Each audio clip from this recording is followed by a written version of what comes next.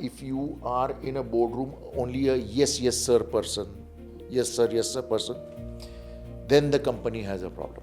So, are there arguments? Definitely there are arguments. If you see Fleetguard's history, growth history, Okay. over the past 10 years, Okay. it has been anywhere between 12 to 15% CAGR.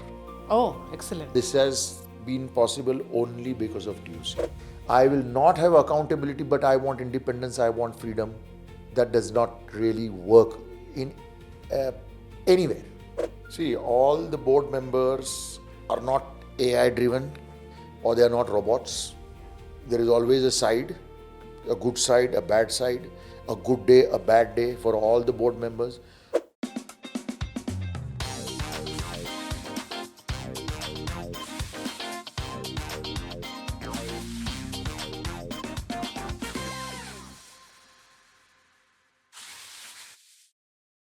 As a young professional, I had a huge curiosity about what exactly happens inside a boardroom, how decisions are taken, how strategies are built, and how reviews happen.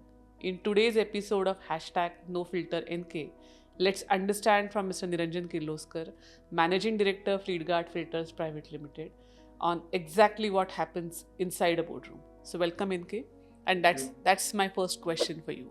What exactly happens inside a boardroom? It's a perception that in a boardroom, people would normally come every quarter and have coffee, have tea, have fun. The board members taking their seating fees. But that's not the real thing. That's not the real truth. If you see all the successful companies today, these companies are successful because of only one thing, which is the board of directors.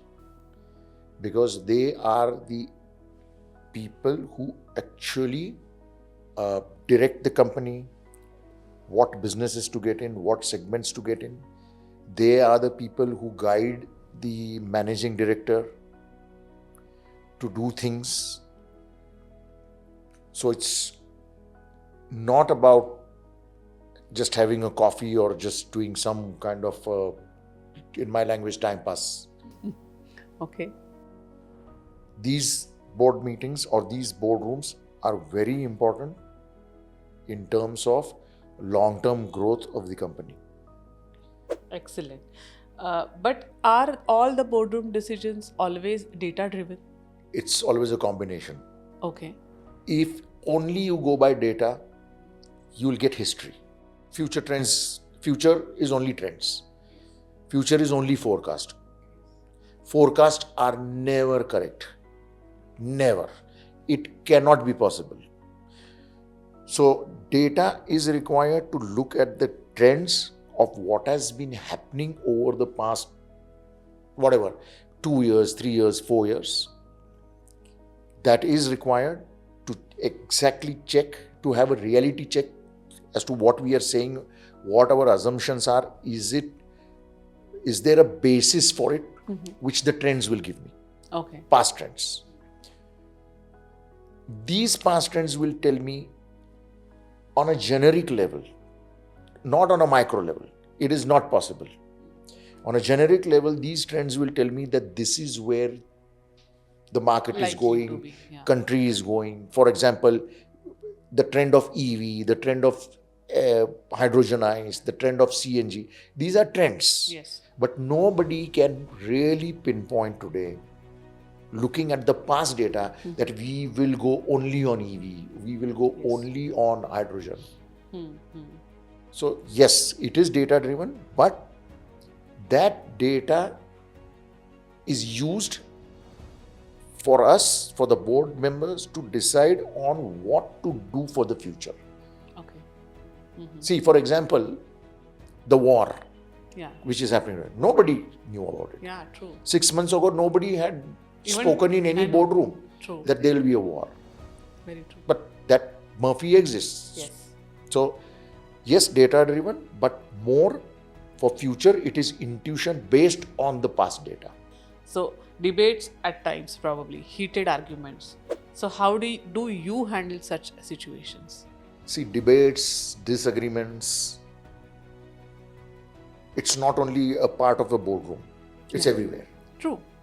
Even in families, having family dinner, there'll be debates, there'll be disagreements, Yes. and that is fine. No issues about that. As long as it's healthy, as long as it is fact-based, problem-based, and not person-based, everybody is fine. Okay. Arguments need to be there. People coming up with new ideas, those should be challenged. Assumptions should be taken in consideration. Because if you do not do that, and if you are in a boardroom only a yes, yes, sir person, yes, sir person, then the company has a problem. Definitely. So, are there arguments? Definitely there are arguments. And those arguments should be there. Because for long term, that is very essential. Yeah. True. And yes, I have come across with a lot of heated arguments and the Shouting and shouting, raising of voices. Yeah. going up. We have experienced all of that. But eventually, when we came out of the boardroom, there was a consensus on what we should be doing, what segment we should be entering into, or what we should not be doing. Yeah, true. So, absolutely. And this happens in all the boardrooms. Yeah, excellent. It's not that any boardroom where it is only yes, sir, I don't think so the company can be successful. Very candid answer, actually. So, in terms of a real life strategic decision, if I have to ask you that, this was discussed in the board room and you implemented, can you share us one example in Fleetguard? There are many such examples or instances, but the breakthrough decision that I might say was in year 2007-2008. Okay. Which was theory of constraints. Uh-huh. It was a theory invented by Israeli. His name was Dr. Eliyahu Goldratt. Of course, he's no more, unfortunate. He had written a book, The Goal, Okay. which I came across. Somebody suggested it to me. And I went through it, I read it. Then I met Dr. Eli Goldratt in Israel. And I found it very interesting. And I said that this is the thing that we should be doing in Fleetguard. So in 2000-2008, I introduced it to the board. Okay. And said that there is nothing to lose over here. But we should try this because there was no huge capital investments or anything. Okay. It was only that some policies need to be changed. The way we work, that needs to be changed. And after we implemented TOC, till 2007-2008, we were struggling with our quality, with our delivery, with our reliability, and everything. But post 2007-2008, Fleetguard really grew substantially. It was a phenomenal growth, and I will only give credit to theory of constraint. And now we have reached a stage where theory of constraint is TOC, we call it. TOC is the DNA. It's in the culture of Fleetguard, the way we operate. Whatever decisions we have to take, we put it through the lens of TOC. Okay. And then decide whether we should be taking this action or not. Another thing with TOC is, if you see Fleetguard's history, growth history, Okay. over the past 10 years, Okay. it has been anywhere between 12 to 15% CAGR. Oh, excellent. This has been possible only because of TOC. Thank you. I think very in-depth insight. For our viewers, there is an exclusive episode available for how to use theory of constraint in the personal life as well. So do check out the link. It is in the description box. So moving to the next question. Beyond data and strategy, what is the human side of the boardroom? See, all the board members are not AI driven. Today's buzzword AI is going on everywhere. Or they are not robots. Yeah. They are human beings. There is always a side, a good side, a bad side, a good day, a bad day for all the board members. Whoever he or she is, whatever, whether she's a scientist, he's a scientist, she's an engineer, he's an engineer, doesn't matter. Everybody has a good and a bad day. Okay. All these board members at the end of the day are either a father, a mother, or a brother, or a sister. So they are normal human beings. Okay.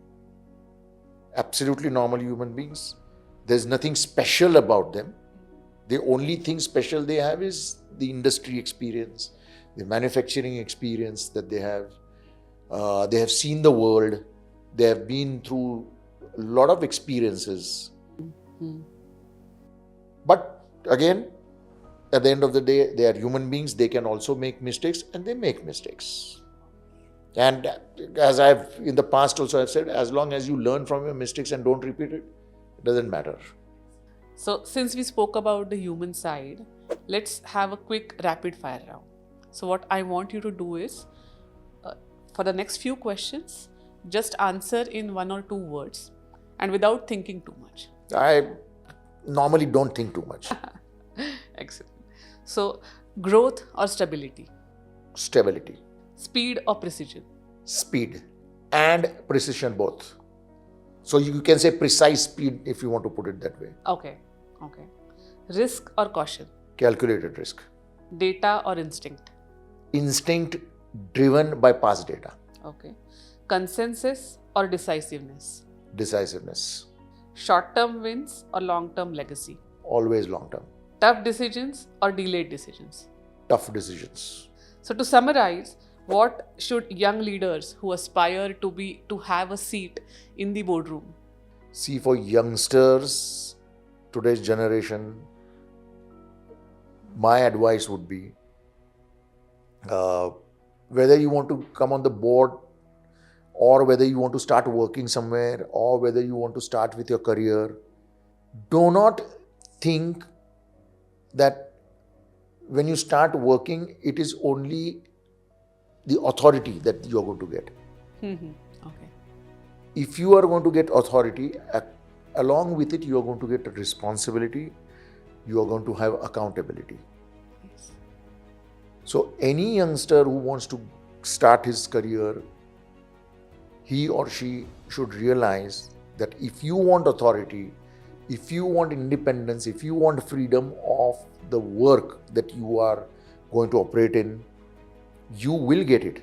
But with that comes accountability. With that comes responsibility. I will not have accountability, but I want independence, I want freedom. That does not really work in anywhere. It doesn't work anywhere.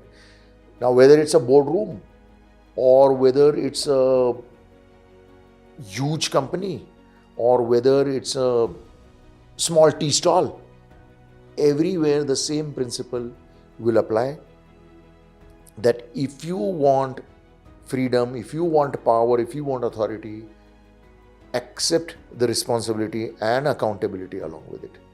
Without responsibility and without accountability, that authority is of zero meaning. So for our viewers, that's the best takeaway what I could think of. Thank you so much for the words of wisdom. Let's stay tuned for future episodes of #NoFilterNK. Thank you. Thank you.